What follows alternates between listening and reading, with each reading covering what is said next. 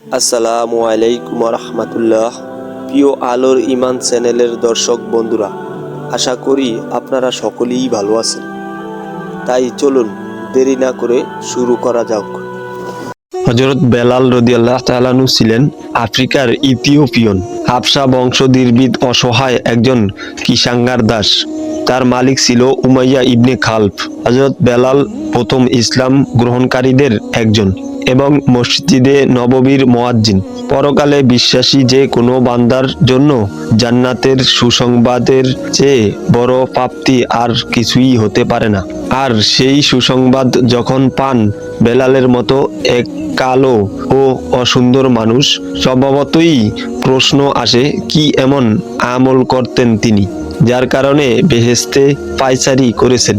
একদিন সকালে বেলাল রাদিয়াল্লাহু তাআলা আনহু এর কাছে বিষয়টি জানতে চাইলেন। মহানবী সাল্লাল্লাহু আলাইহি ওয়াসাল্লাম আবু হুরায়রা রাদিয়াল্লাহু তাআলা আনহু হতে বর্ণিত হাদিসে রাসূলুল্লাহ সাল্লাল্লাহু আলাইহি ওয়াসাল্লাম বেলালকে ফজরের সালাতের সময় ইরশাদ করলেন, হে বেলাল, ইসলাম কবুল করার পর তুমি এমন কি আমল করেছো যার কারণে অনেক সওয়াব হাসিলের আশা করতে পারো? কেননা আমি আমার সামনে জান্নাতে তোমার জুতার শব্দ শুনতে পেয়েছি। এ কথা শুনে বেলাল বললেন, আমি তো অতি আশা করার মতো কোনো আমল করিনি, তবে রাতে বা দিনে যখনই উজু করেছি সাধ্যমতো সে উজু দিয়ে তায়াত্তুল উজুর সালাত আদায় করেছি। সহিহ বুখারী হাদিস নাম্বার 1149।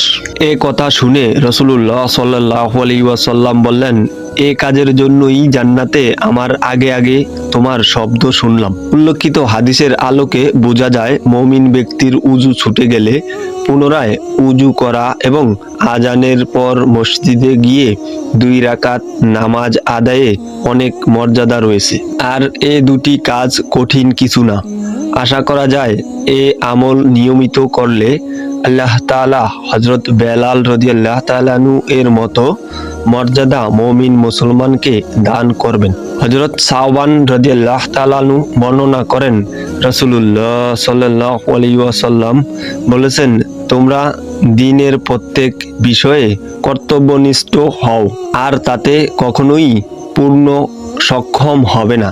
জেনে রাখো, তোমাদের সর্বশ্রেষ্ঠ আমল নামাজ, আর মুমিন ছাড়া কেউ উজুর হেফাজত করে না। হাদিসে উল্লেখিত ফজিলত পেতে উজু যেন পরিপূর্ণ হয় সেদিকেও খেয়াল রাখা উচিত। সুন্নত তরিকায় উজু করলে মহা পুরস্কারের ঘোষণা এসেছে হাদিসে। হযরত ওমর রাদিয়াল্লাহু তাআলা আনহু হতে বর্ণিত, রাসূলুল্লাহ সাল্লাল্লাহু আলাইহি ওয়াসাল্লাম বলেছেন, তোমাদের মধ্যে যে ব্যক্তি পূর্ণাঙ্গভাবে উজু করে অতঃপর বলে আশহাদু আল্লা ইলাহা ইল্লাল্লাহ ওয়া আশহাদু আন্না মুহাম্মাদান আবদুহু ওয়া রাসূলুহু, তার জন্যে জান্নাতের 8টি দরজা খুলে দেওয়া হবে, যে দরজা দিয়ে ইচ্ছা সে প্রবেশ করতে পারবে। উজুর নিয়ম সুন্দরভাবে বলা হয়েছে।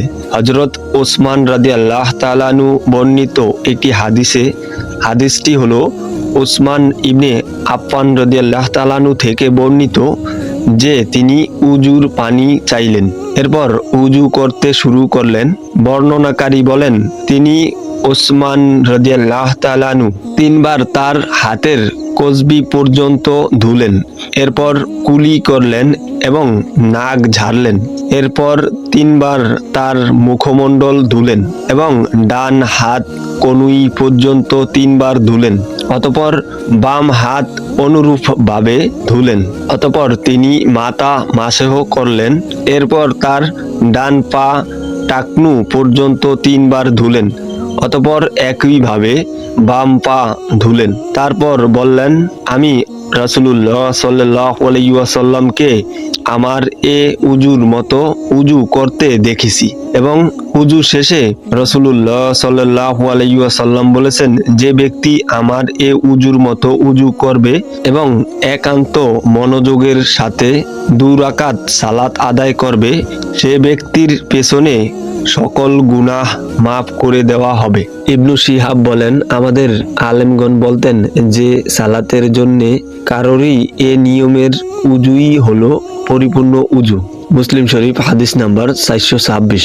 এখানে উল্লেখ, সর্বপ্রথম জান্নাতি বেলাল হবেন না। হযরত বেলালের আমলে আল্লাহ খুশি, সেজন্যই নবীজিকে দেখানো হয়েছে যে তার প্রিয় সাহাবী বেলালের আমলের সম্মান কতটুকু। কিন্তু চিরসুখের ও অনিশেষ শান্তির আধার জান্নাতের প্রবেশ অধিকার সর্বপ্রথম যিনি লাভ করবেন তিনি হলেন সর্বশ্রেষ্ঠ ও সর্বশেষ নবী হযরত মুহাম্মদ সাল্লাল্লাহু আলাইহি ওয়াসাল্লাম। হাদিসে এসেছে, আমি সর্বপ্রথম জান্নাতের দরজায় করাঘাত করব, আমি জান্নাতে প্রথম সুপারিশকারী হব।